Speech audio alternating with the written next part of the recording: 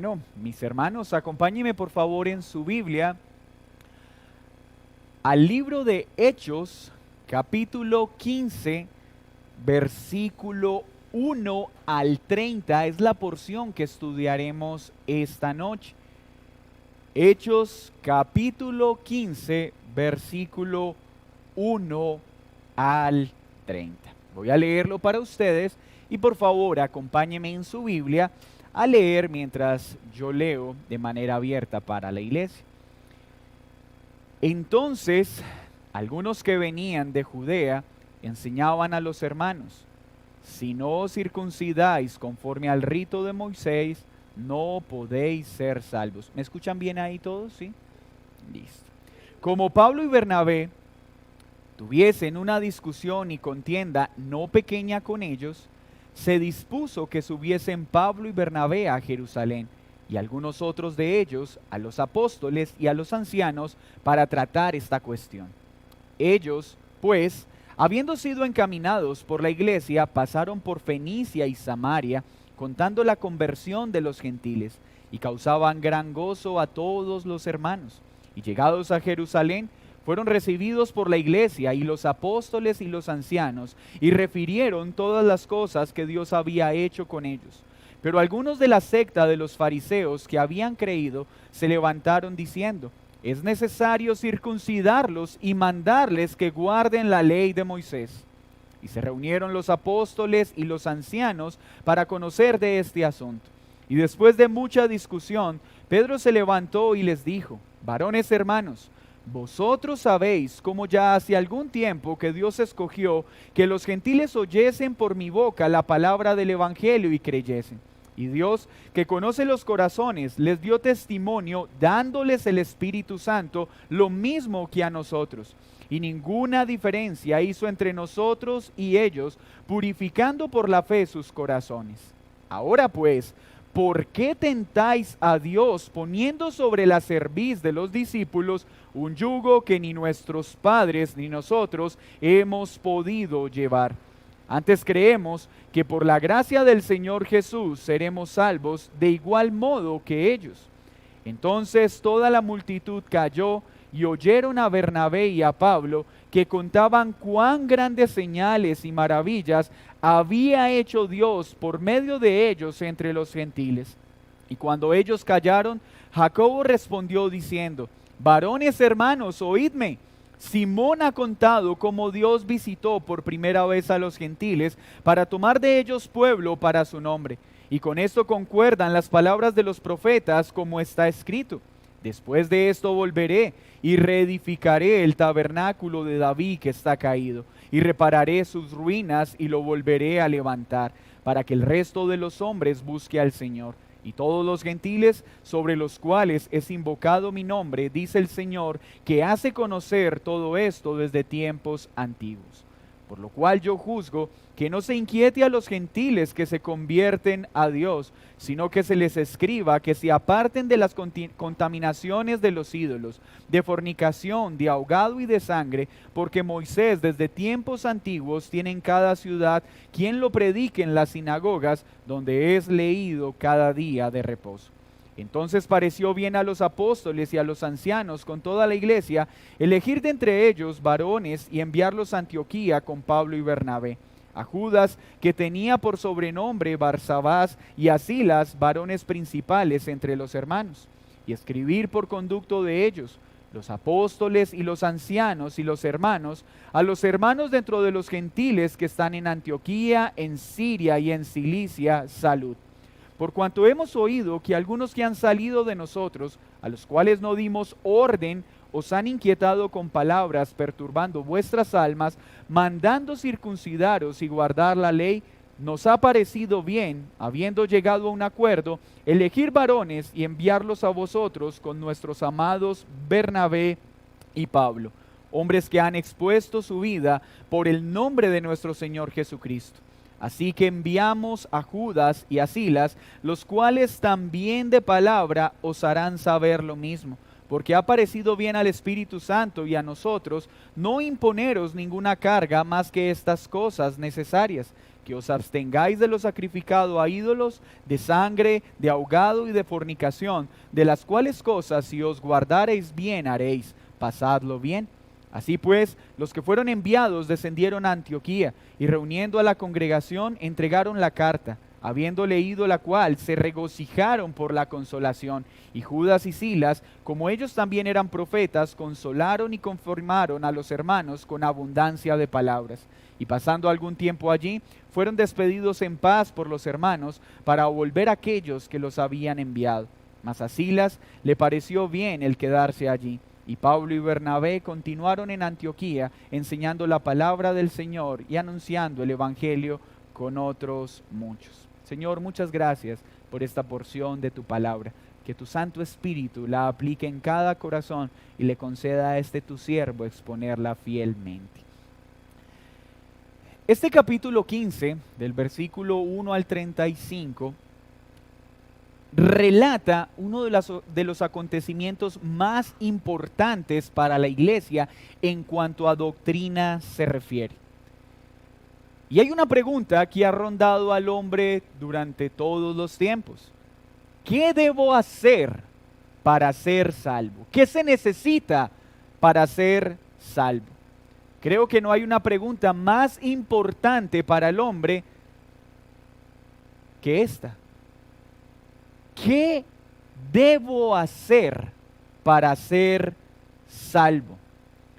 Pues la respuesta a esta pregunta tiene repercusiones eternas. Las religiones han intentado dar respuesta a esta pregunta. Todas las religiones manifiestan una forma de salvación. Pero sin lugar a dudas, el cristianismo se distancia de todas las demás religiones. Algunas religiones falsamente enseñan que al inmolarse en favor de sus ideales podrán salvarse, podrán entrar al cielo. Otras prometen salvación al lograr una vida perfecta en este mundo. Así esto implique, según ellos, tener que experimentar la reencarnación una y otra vez hasta lograrlo. Nota aclaratoria: a la luz de la Escritura, la reencarnación no existe. Otras religiones aseguran que mediante indulgencias, rituales, misas o penitencias puede garantizarse la salvación de una persona. También escuchamos que se necesita a Jesús y a otros hombres o iluminados o profetas para poder ser salvos, que no basta la enseñanza de Jesús, sino que aparte de Jesús hay otro iluminado o iluminada que recibieron una revelación especial y se necesitan sus enseñanzas para ser salvos. Indicando entonces con esto que Cristo no es suficiente para la salvación de los hombres y se necesita algo más aparte de Cristo. En cambio, el cristianismo es la única religión que afirma sin rodeos que para ser salvo solo se necesita la fe en Jesucristo. Solo se necesita fe en Jesús, tal y como la Biblia lo enseña, sin rituales, sin obras, sin algún otro intermediario, sin pagar nada, porque la salvación no se puede comprar. Alguien dijo un día: todas las religiones conducen al cielo. ¿Es esto cierto? Muchos quisieran que sí. Pero la verdad es que no es así. Si esta afirmación fuera cierta,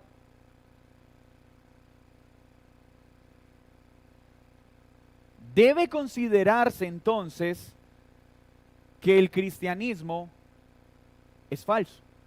Ojo con esto. Si decimos que todas las religiones conducen al cielo, todas las religiones salvan, tendríamos que decir que el cristianismo es una religión falsa que no puede salvar. Si alguien cree esto real, tiene que considerar al cristianismo una gran mentira.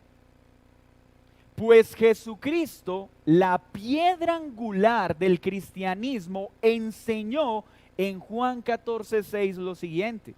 Dice así, palabras de Jesús: yo soy el camino, la verdad y la vida. Nadie puede venir al Padre sino por mí. ¿Qué enseña Cristo? Que solo hay un camino al cielo, Él. Que solo hay uno que nos puede llevar al Padre, Cristo. Que solo hay uno que es la verdad, Cristo. También dice Hechos 4:12 lo siguiente: en ninguno hay salvación, porque no hay otro nombre bajo el cielo dado a los hombres en el que podamos ser salvos. Así que si el cristianismo dice la verdad, lo que Jesús enseña es verdad, y solo hay un camino para ser salvo, Cristo Jesús. Y si lo que Jesús dice es cierto, entonces las demás religiones mienten. Por eso tenemos que sacar dos bloques de religiones: el cristianismo, cuyo único camino de salvación es Cristo, sin rituales, sin obras, sin nada distinto a Jesús, y el resto. Unas obras, otras iluminados. ¿Qué hacer entonces frente a esta posición? Si todas las religiones salvan, un cristiano puede salvarse por creer en Jesús. Pero este cristiano entonces es un mentiroso por creer que las demás religiones no salvan. Siga conmigo el hilo.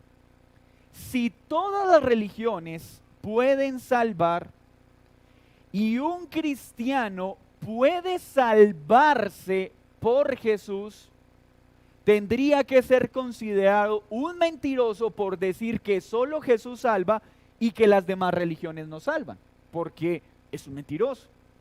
Pero si es un mentiroso, entonces un cristiano no se puede salvar, porque la palabra que sigue el cristiano le enseña que los mentirosos no heredan el reino de los cielos. Así que o el cristiano está diciendo la verdad al creer lo que Jesús enseña y las demás religiones no pueden salvar, o el cristianismo y su piedra angular llamada Jesucristo es una gran mentira. ¿Quién tiene la verdad? ¿Qué se necesita para ser salvo? La Escritura nos enseña que solo hay una forma de ser salvos: mediante la fe en Jesucristo. Si el cristianismo entonces dice la verdad, por consecuencia, las demás religiones mienten. Y si las demás religiones dicen la verdad, Jesús es un mentiroso. Si Jesús es quien dice ser, y sus enseñanzas aseguran que la salvación es solo por fe en Él, las demás religiones están prometiendo algo que no pueden dar, y sus seguidores están siendo engañados. Por la evidencia histórica es fácil resolver este dilema. Ni Buda, ni Mahoma, ni ningún otro iluminado resucitaron de su muerte. Ningún otro está sentado a la diestra de Dios Padre. Aunque algunos dicen haber resucitado, solo Jesús tuvo más de 500 testigos oculares que corroboraron que su resurrección no fue algo privado y secreto, sino un hecho histórico innegable. La evidencia histórica también muestra que todo lo que se dijo de Jesús antes de que naciera se cumplió. Y todo lo que Jesús enseñó coherente y fielmente se ha cumplido. Ninguna otra religión tiene la coherencia que mostró la piedra angular del cristianismo, Jesucristo. Este Salvador es el único que siendo Dios se hizo hombre.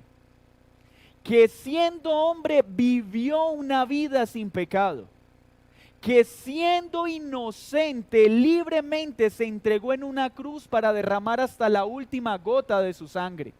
Que tuvo testigos oculares que vieron su muerte, su sepultura, su resurrección y su ascensión. Ningún otro puede atribuirse tales facultades. Y solo Él asegura estar a la diestra de Dios Padre. Solo Él manifestó derramar su sangre para lavar los pecados de su pueblo. Solo este hombre, que es totalmente Dios y totalmente hombre, se entregó para recibir el castigo que merecían aquellos que vino a salvar. Así que si tomáramos solo la evidencia histórica para tratar de considerar cuál camino es más creíble, por sentido común, las pruebas verídicas y la historicidad del cristianismo supera con creces a los demás movimientos religiosos. Qué precioso Salvador tenemos, pero qué gran certeza tenemos en nuestra fe. ¿Por qué cito esto? La historia registra varias ocasiones en la que los líderes de la iglesia se han tenido que reunir para resolver cuestiones doctrinales. Parte de esta tarea fueron los concilios o sínodos que se hicieron para hacerle frente a los errores doctrinales en las diferentes épocas. Por ejemplo, el concilio de Nicea en el año 325 o el de Calcedonia en el 425, los cuales fueron hechos para condenar las falsas enseñanzas acerca de la naturaleza y la persona de Jesús. Hechos 15, el texto que acabamos de leer, relata el primer concilio o sínodo de la iglesia, en el cual se definió un asunto que tiene implicaciones eternas. ¿Qué se necesita para ser salvo? Y la respuesta dada en este sínodo es sencilla: solo fe en Jesucristo. Solo la fe en Jesús salva. ¿Cuál es la estructura entonces que vemos en este concilio? Primero, el ataque. Versículo 1 del capítulo 15. Del 2 al 29, la defensa contra este ataque doctrinal. Y del 30 al 35, el efecto de dicha defensa. ¿Cuál es el ataque que vemos en la situación que está relatando Hechos de los Apóstoles?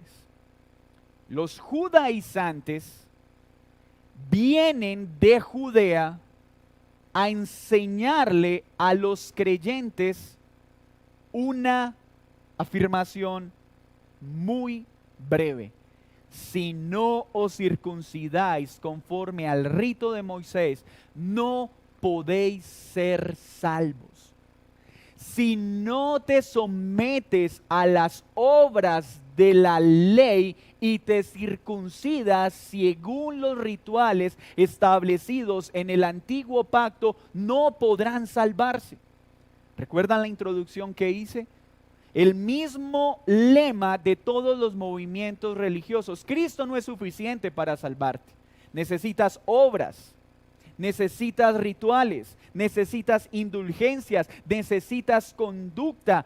Esto que están hablando los judaizantes tiene que ver con conductas, obras hechas por el hombre. Y lo que les está diciendo puntualmente: a ustedes se les enseñó que son salvos solo por creer en Jesús, tengo que darles una mala noticia.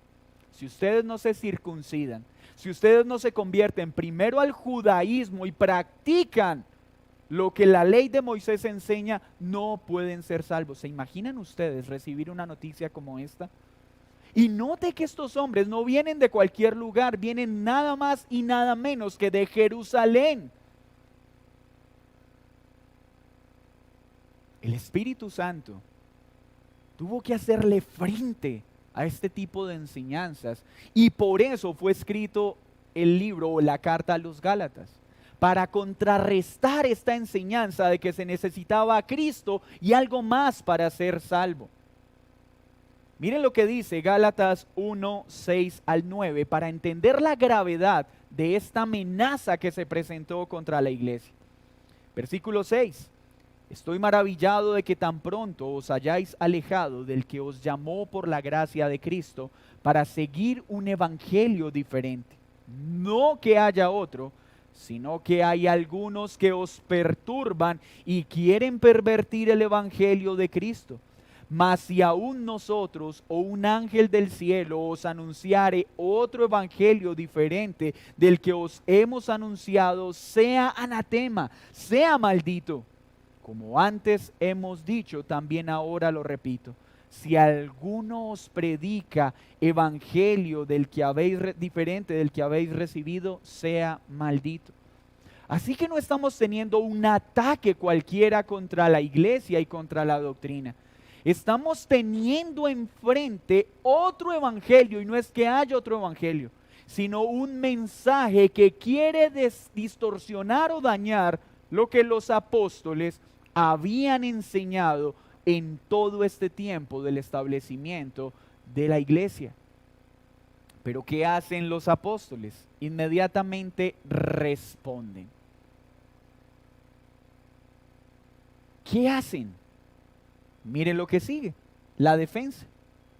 Con corazón pastoral, entonces Pablo y Bernabé, que se encuentran en Antioquía en ese momento, levantan defensa al ver tales afirmaciones y presentan 6 evidencias de la gracia. ¿Qué sucede entonces? Los hermanos discuten con ellos, les refutan la afirmación que están realizando. Ellos parece que no ceden a la enseñanza o a lo que los apóstoles están transmitiendo.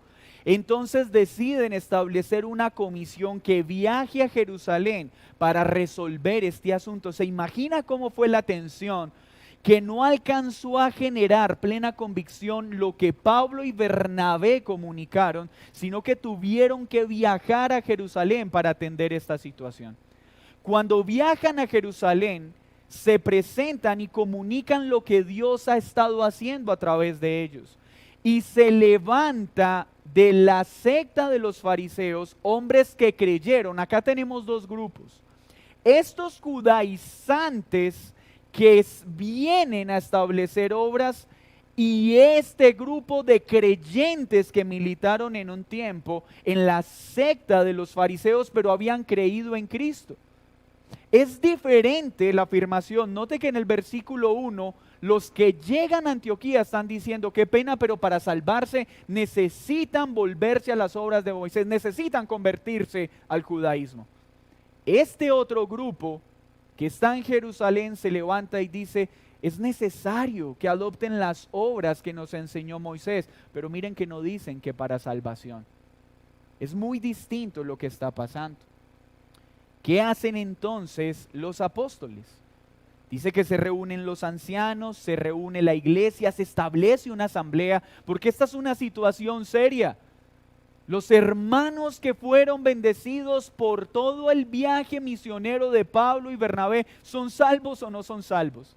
Imagínese por favor en esta situación. Usted, después de ser esclavo del pecado, recibe la predicación del evangelio de Cristo. Cree, solo por fe, no por obras. Está gozando la plenitud del perdón de sus pecados y de su nueva vida. Está caminando seguro en este mundo de que es salvo.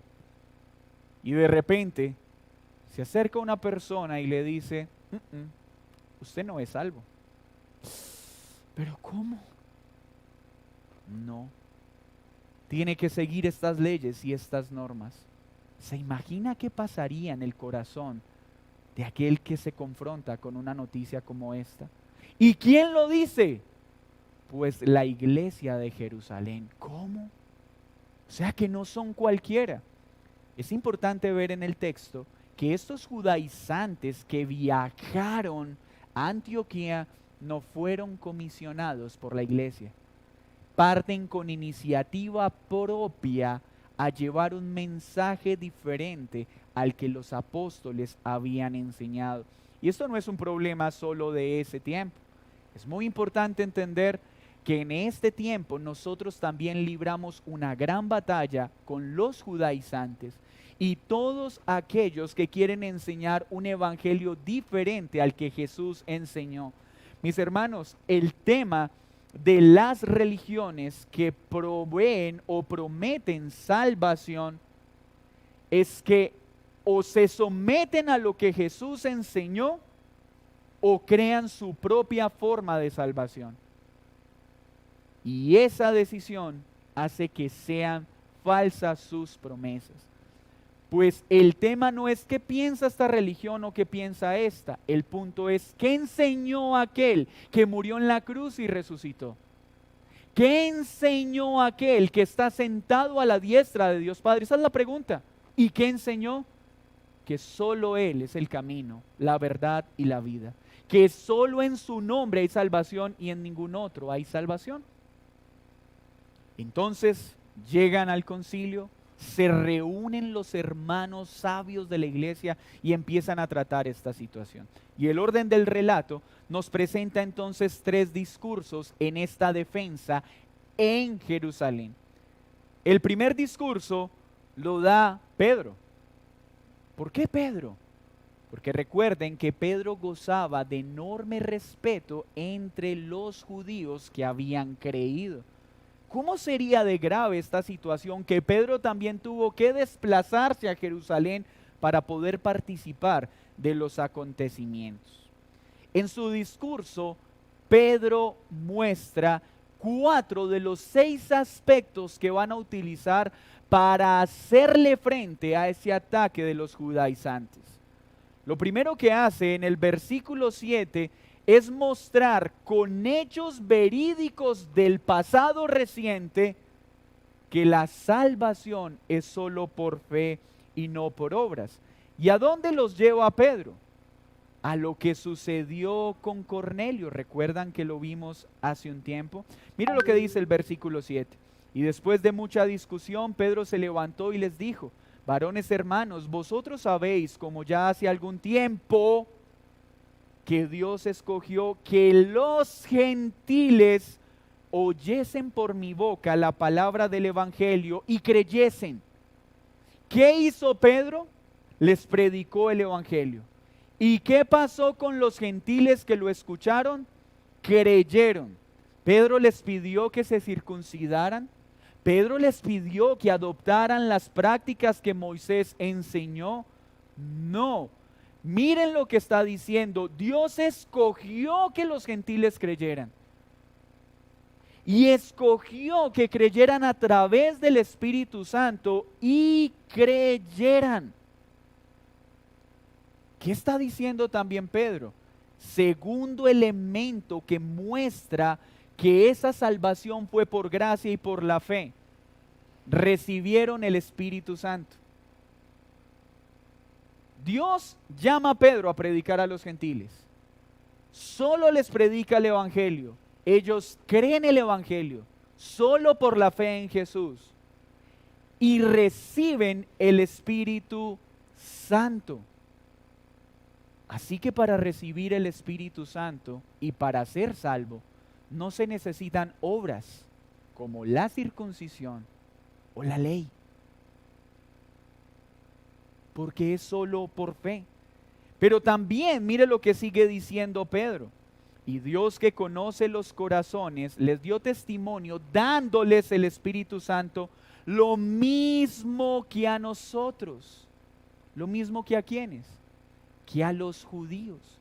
Quiere decir entonces que Dios no hace una diferencia entre cómo se salva el judío y cómo se salva el gentil. Los dos se salvan de la misma forma, solo mediante la fe en Jesucristo y no por la circuncisión. Y los dos recibieron el Espíritu Santo. ¿Recuerdan también lo que Pablo enseña? Pues el muro de enemistad que había entre los dos pueblos fue derribado. Ya no son dos pueblos, ahora son uno solo. Judíos y gentiles son la Israel espiritual, pero ¿quiénes? Los que creen en Cristo mediante la fe, sin las obras de la ley, para salvación. Luego dice, lo mismo que a nosotros, y ninguna diferencia hizo entre nosotros y ellos, purificando sus corazones. ¿Qué muestra entonces Pedro? Con hechos verídicos recientes, muestra que fue Dios quien salvó a los gentiles mediante la predicación del Evangelio, sin circuncisión y sin ninguna obra. Muestra que la evidencia de que fueron salvos es que recibieron al Espíritu Santo al igual que los judíos que habían creído.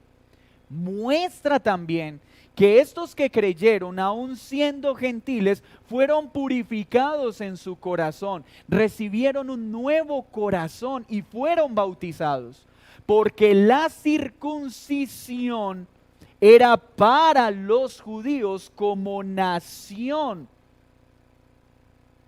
Ahora, para los gentiles, su circuncisión es espiritual. La obra, el Espíritu Santo en los corazones. En los judíos evidenciaba que eran parte del Israel nacional. En los gentiles se circuncida el corazón por la obra del Espíritu Santo. Y por eso el bautismo era obrado a creyentes, a hombres que habían creído en Cristo e iban a las aguas para hacer evidente que habían sido circuncidados en su corazón. Si leemos la Biblia, en ninguna parte de la Biblia hay bautismo de infantes. Mire todo Hechos de los Apóstoles. ¿Quiénes se bautizaban? Los que habían escuchado el mensaje y creían y se arrepentían. ¿Puede un bebé arrepentirse de sus pecados? No puede. Por eso en ninguna parte de la Biblia vemos que se enseñe el bautismo de infantes. El bautismo lo enseñó Jesús para aquellos que creen y se arrepienten de su pecado, son circuncidados en el corazón por el Espíritu Santo al creer el Evangelio y van a las aguas para hacer público esto. Así que si tú pensabas que por haber sido bautizado cuando bebé ya tienes asegurado el cielo, déjame decirte que en la Biblia eso no tiene sustento, porque solo aquel que cree y se arrepiente de su pecado va a las aguas. Pero también miren lo que muestra Pedro en el versículo 10 y 11 en su discurso. Ahora pues, ¿por qué tentáis a Dios poniendo sobre la cerviz de los discípulos un yugo que ni nuestros padres ni nosotros hemos podido llevar? ¿Qué les está diciendo? Mis hermanos, todos nosotros que fuimos educados bajo Moisés entendemos que estamos imposibilitados para ser salvos por cumplir la ley. Si nosotros no pudimos ser salvos por cumplir los mandatos de Moisés, ¿por qué quieren poner sobre los gentiles un yugo que ni nosotros hemos podido llevar? Pues nosotros hemos sido salvos por la fe en Cristo, porque la ley no tiene el poder de salvar. La ley es un ayo que nos conduce al Evangelio para entender nuestra incapacidad de obedecer la ley y la necesidad de ser salvos por la fe en Cristo, el cual luego pone un deseo en nuestro corazón por obedecer sus mandatos. Qué gran defensa está haciendo el apóstol Pedro al mostrar que ninguno de los judíos que había creído se había salvado por la circuncisión o por las obras de la ley, porque por las obras de la ley nadie puede salvarse. Escúchame bien, esa idea judaizante sigue muy marcada en nuestro tiempo. Creer que por hacer cosas me salvo. Hay gente que piensa que porque se bautizó es salvo. Hay gente que piensa que por asistir a una iglesia es salvo. Hay gente que piensa que por dar dinero y dar mercados es salvo. Hay personas que piensan que si se inmolan van a ser salvos. Y si leemos la Biblia, la conclusión es que eso es falso, porque por obras nadie se puede salvar, sino solo mediante la fe en Cristo. ¿Y qué les dice Pedro? Cuidado, hermanos, porque están poniendo a prueba a Dios. Al estar enseñando y al permitir estas enseñanzas de estos judaizantes, estaríamos colocando a prueba a Dios, intentando rebelarnos contra algo que Él mismo enseñó. Y él está citando esto con respecto a varias experiencias del Antiguo Testamento. Varias ocasiones en que el pueblo puso a prueba a Dios y recibió severo castigo. Así que Pedro les está hablando en un tono serio y les está diciendo: hermanos, cuidado, que esto que están promoviendo los judaizantes es hacernos enemigos de lo que Dios ha enseñado. Luego entonces, para acompañar este mensaje, se levanta Bernabé y Pablo. ¿Nota el orden? ¿Por qué no Pablo y Bernabé, si en todo el viaje misionero el que siempre hablaba era Pablo? Recuerden que Pablo no era muy querido en Jerusalén. Aunque Dios lo había corroborado como apóstol, ellos mantenían aún reservas, no los apóstoles, sino la iglesia en general. Y Bernabé, en cambio, era muy querido, ¿recuerdan? El consolador. Entonces Bernabé se levanta y habla. ¿Y qué muestra en su discurso? Versículo 12. Entonces toda la multitud cayó y oyeron a Bernabé y a Pablo, que contaban cuán grandes señales y maravillas había hecho Dios por medio de ellos entre los gentiles. Y cuando ellos callaron, Jacobo respondió. Entonces luego empieza Jacobo. ¿Qué les está diciendo Bernabé y Pablo? Mis hermanos, los milagros respaldaron el mensaje del Evangelio. Nosotros acabamos de llegar de un viaje misionero y lo único que le enseñamos a las personas que debían hacer para ser salvos era ¿qué? Cree en Jesucristo y serás salvo. Y era tan verídico este mensaje en toda nuestra misión que el Señor lo respaldaba con milagros. ¿Cuántos elementos entonces tenemos hasta acá? 5. 4 que mostró Pedro. Recuerden, primero, citó un hecho verídico a Cornelio, mostrando que fue Dios quien escogió a los gentiles y que solo les pidió una cosa: crean en Jesús. Y estos recibieron el Espíritu Santo. 2, fueron purificados en sus corazones. No se les mandó a circuncidarse físicamente, sino que fueron circuncidados por el Espíritu Santo. ¿En dónde? En el corazón. 3, la purificación, perdón. Y 4, les mostró que era imposible salvarse por cumplir las obras. Que así como los judíos no pudieron salvarse por cumplir la ley, sino por la fe, los gentiles no podían salvarse si intentaban cumplirlas, sino solo mediante la fe. Bernabé y Pablo dan el quinto. La quinta evidencia de que solo se es salvo por la fe es los milagros que Dios mostró respaldando este mensaje. ¿Cuál? Cree en el Señor Jesucristo y serás salvo. Pero luego se levanta Jacobo. Este es Jacobo el menor, llamado Jacobo el justo, porque recuerden que Jacobo el mayor murió capítulos atrás. Capítulo 13, recuerdan que Herodes ordenó que lo mataran a espada. Este Jacobo el menor es el obispo o sacerdote principal de la iglesia de Jerusalén. ¿Y saben quién es él? El hermano menor de Jesús, uno de los hermanos de Jesús. Él luego se convierte en uno de los pastores de la iglesia de Jerusalén. ¿Y saben cómo lo llamaban? Jacobo el Justo. Cuenta un historiador del primer siglo que este hombre tenía una vida tan dedicada a la oración que sus rodillas habían desarrollado unos callos que le hacían parecer como si tuviera rodillas de camello. Era un hombre fervoroso en la oración y una vida de piedad ejemplar. Y Jacobo se levanta y da un gran discurso. Pero para resaltar de su discurso se concentra en una evidencia más, una promesa profética acerca del Evangelio. ¿Cuál promesa? Se va a Amós capítulo 9, versículo 11 y 12, y les habla de la promesa que Dios había anunciado a David.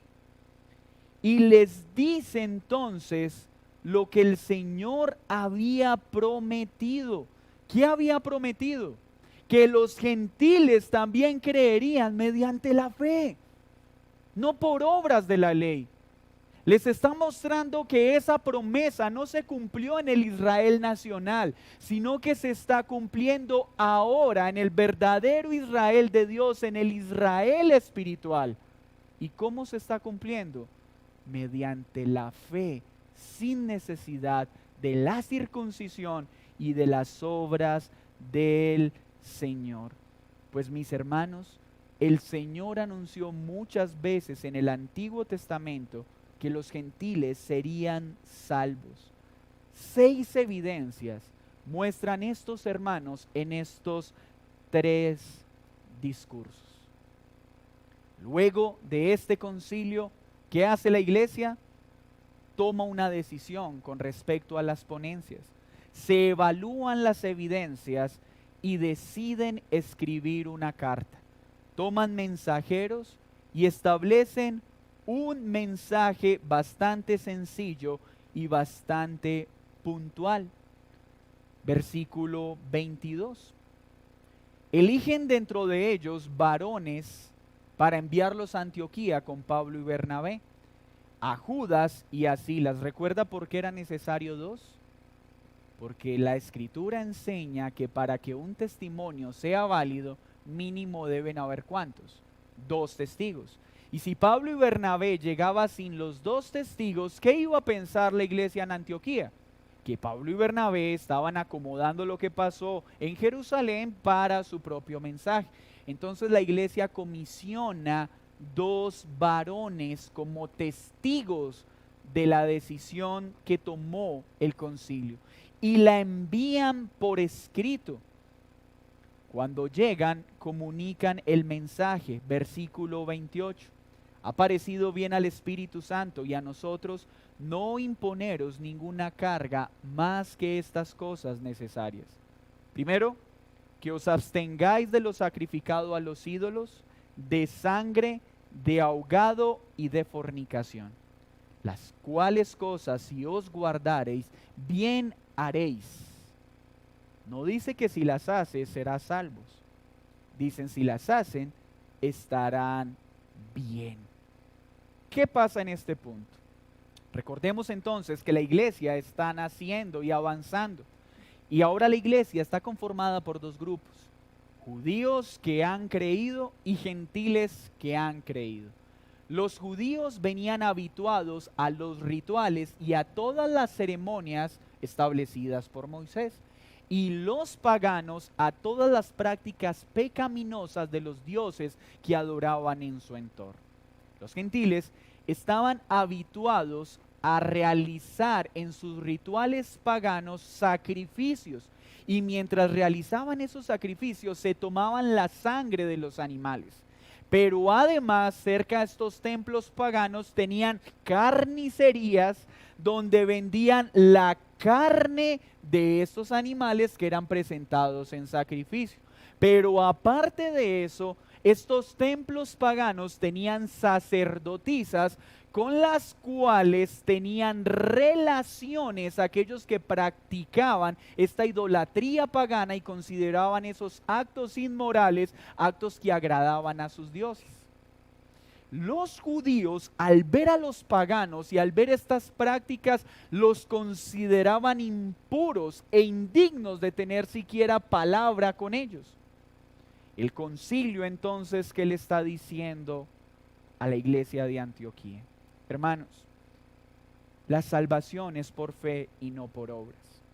Pero por amor a estos judíos que han creído, absténganse de todas las prácticas paganas a las que ustedes habían estado acostumbrados.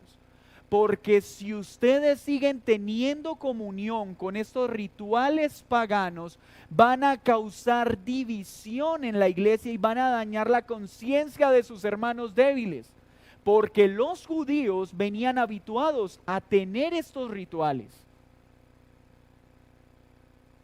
Qué impresionante, porque este pasaje es el que utilizan en nuestro tiempo para decir que no podemos comer morcilla o rellena. Mis hermanos, utilizar este pasaje para decir que comer rellena es pecado es sacar de todo su contexto este pasaje. Pues estoy seguro que al menos la mayoría de personas que usted conoce que hace rellena o vende rellena, no coge sangre que fue sacrificada a dioses paganos, hace un ritual con ella y luego se la echa a la rellena. Esto nada tiene que ver con esa idea. Acá lo que se está atacando es la práctica pagana, el culto idolátrico que había a través de este sacrificio y del consumo de carne con sangre. Otros dicen que este pasaje nos enseña que la carne tiene que estar completamente asada y que no se puede comer a término medio, ni siquiera a 3/4, porque está consumiendo sangre con carne. Mis hermanos, esto no es lo que está enseñando la iglesia. Lo que la iglesia está enseñando es no participen de alimentos que han sido ofrecidos a ídolos y de los cuales pueden ser tropiezo para los hermanos. ¿Para cuáles hermanos? Para los judíos que habían creído. Mire que luego Pablo en Corintios ya luego lo explica bien y dice: hermanos, los dioses no son nada para nosotros. Todo nos es lícito. Si alguien quiere comer carne, cómalo. Pero si esta carne ha sido ofrecida a algún ídolo, no lo haga para que no sea tropiezo. ¿Para quién? Para el hermano débil que aún sigue ceñido a los rituales antiguos. La iglesia siempre ha buscado no dañar la unidad del cuerpo y tener alto amor por los hermanos más débiles. Los hermanos más débiles son aquellos que siguen aferrados a esos actos o a esas obras que los hacen sentir más piadosos. De esta forma entonces, la carta deja clara esta situación. ¿Cuál es la conclusión? Que una persona, sea judío o sea gentil, solo tiene una forma para ser salvo: la fe en Jesucristo. Nadie puede salvarse por obras. Nadie puede salvarse por rituales. Nadie puede comprar o pagar su salvación. Mis oraciones no pueden salvar a alguien que ya murió. No hay ningún acto que una persona pueda efectuar después de que alguien ha muerto para que se salve. Porque la salvación solo se obtiene en vida mediante la fe. Si alguien muere sin poner su fe en Cristo, por más oraciones, ruegos o súplicas que se hagan después de la muerte, no va a haber ningún cambio con respecto a la eternidad de esa persona. Por eso vemos en la Escritura que en ninguna parte había oración por los muertos. La Biblia solo habla de orar por unos muertos, de los muertos espirituales, de los que aún no han creído. ¿Qué produce este mensaje a la iglesia? Versículo 30. ¿Cuál es el efecto de esta defensa? Entonces mire lo sencillo de este concilio. Primero, un gran ataque. ¿Quiénes? Los judaizantes, que por iniciativa propia y sin ser enviados, empezaron a enseñar que para ser salvos se necesitaba, aparte de Jesús, ¿qué? Las obras de la ley, la circuncisión, y eso es decir, Cristo más. Y si digo que para ser salvo necesito a Cristo y algo más, ¿qué estoy diciendo con eso? Que Cristo no es suficiente. ¿Y será cierto que Cristo no es suficiente para salvarnos? Eso es una gran mentira. ¿Cómo se da la defensa? Inicialmente Pablo y Bernabé, luego se viaja a Jerusalén, se hace un concilio o un sínodo, el primer concilio de la iglesia, tema doctrinal, ¿qué se necesita para ser salvo? Los hermanos dan sus discursos, 3 discursos. ¿Quién? Pedro, Bernabé y Pablo, y Jacobo, el justo, el hermano de Jesús, aquel que tenía rodillas como de camello, para que no se le olvide. ¿Y por qué tenía rodillas como de camello? Porque era un hombre dedicado a la oración. ¿Qué enseñan en su discurso? 6 cosas, 6 evidencias de que la salvación es solo por fe, es por gracia. Primero, Pedro muestra 4 aspectos. El primero, cita un hecho verídico, lo que pasó con Cornelio. Dios salvó a gentiles, a Cornelio y a su familia, ¿mediante qué? La circuncisión. Solo mediante qué? La fe en el evangelio. ¿Qué recibieron por haber creído, aunque no se circuncidaron? El Espíritu Santo, segunda evidencia. Pero ¿qué más pasó en sus corazones? Fueron circuncidados por el Espíritu Santo, fueron purificados, lavados de pecado. Y cuarto, les demostró que nadie, ni siquiera los judíos que habían creído, se habían salvado por las obras de la ley, porque ninguno pudo salvarse de esa manera, sino que aún los judíos fueron salvos por la fe y solo por la fe en Cristo. Luego Bernabé y Pablo, que muestran los milagros, los prodigios que acompañaron, ¿qué? La circuncisión, la predicación del evangelio, que le pedía a los pecadores, ¿qué? Crean en Jesucristo, arrepiéntanse de su pecado, tengan fe. Pero luego Jacobo da la 6ª evidencia en todos estos discursos. ¿Cuál? La promesa profética de que la salvación sería dada a los gentiles. Y esta salvación llegó y se cumplió mediante ¿qué? La predicación del evangelio y solo mediante la fe. ¿Cómo envían esta respuesta? A través de una carta. ¿Qué contenía esta carta? Una invitación a los creyentes gentiles de que se abstuvieran de las prácticas idolátricas paganas que incluían fornicación, sacrificios y rituales con consumo de sangre, y que al abstenerse de esto, al final, ¿qué iban a hacer? Iban a cuidar la conciencia de los judíos que también habían creído. Efecto, versículo 30. Pues, los que fueron enviados descendieron a Antioquía y reunieron a la congregación, entregaron la carta, habiendo leído, la cual ¿qué? Se regocijaron por la consolación. ¿Se imagina cómo estaba la iglesia? ¿Somos salvos o no somos salvos? ¿Estábamos engañados? ¿Esos milagros entonces no fueron ciertos? ¿Esas promesas que hizo Pablo y Bernabé no eran reales? Cuando leen la carta, ¿qué sintieron los creyentes? Regocijo. Mis hermanos, ¿saben algo?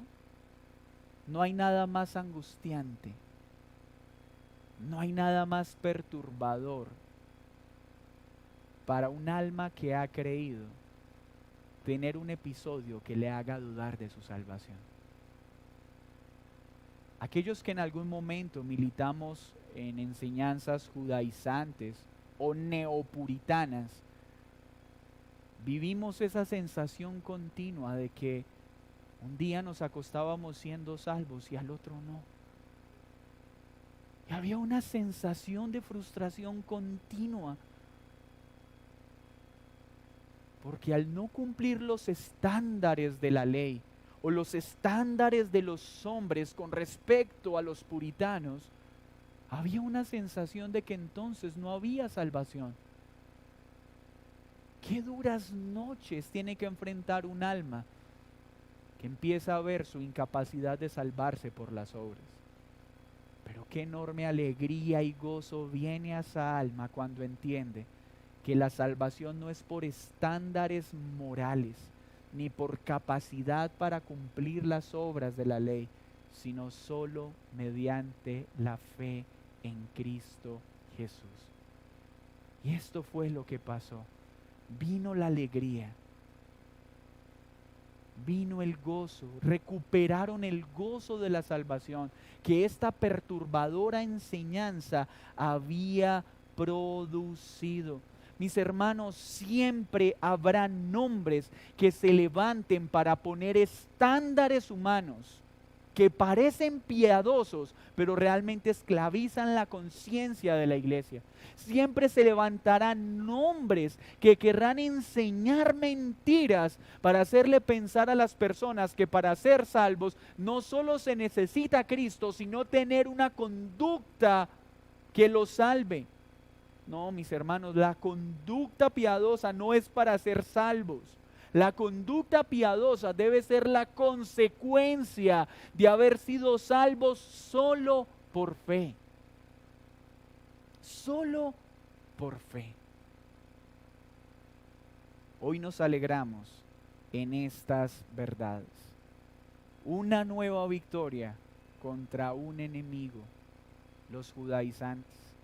Y mis hermanos, en este tiempo los judaizantes siguen de moda.